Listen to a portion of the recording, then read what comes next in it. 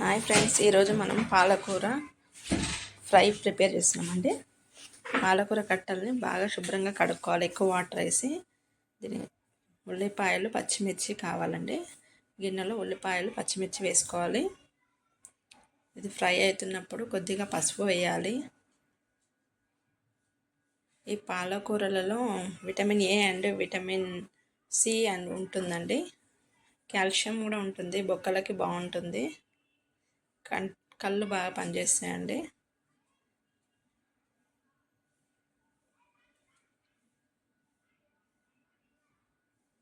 ఇవి ఫ్రై అవుతున్నప్పుడు శుభ్రం చేసిన పాలకూరని వేసుకోవాలి.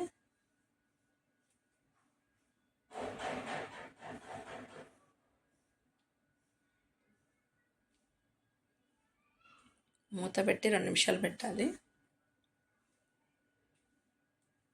పాలకూరని వేసుకోవాలి.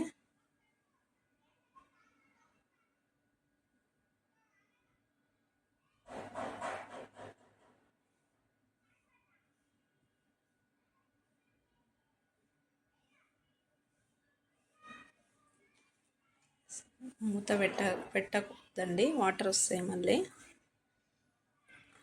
దగ్గరికి రావాలి. అంతే ఫ్రెండ్స్, పాలకూర ఫ్రై అయితే రెడీ అయింది. వీడియో నచ్చితే లైక్స్ అండ్ సబ్స్క్రైబ్.